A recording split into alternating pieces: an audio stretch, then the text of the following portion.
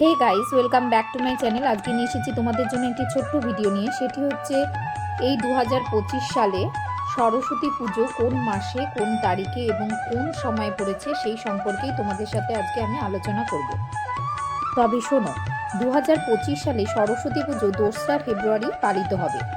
এই দিনটি বসন্ত পঞ্চমী নামেও পরিচিত।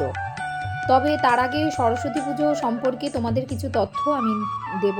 তবে শোনো, সরস্বতী পুজো মাঘ মাসে শুক্লপক্ষের পঞ্চমী তিথিতে পালিত হয়। সরস্বতী পুজো বিদ্যা, বুদ্ধি, জ্ঞানের প্রার্থনা করার দিন। সরস্বতী পুজোর দিনে ছাত্ররা দেবী সরস্বতীকে পৃষ্ঠপোষক দেবী হিসেবে সম্মান করে থাকে। পুরাণ মতে এই দেবী সরস্বতীর আরাধনা করলে মা লক্ষ্মী ও দেবী কালী উভয়ের আশীর্বাদ পাওয়া যায়।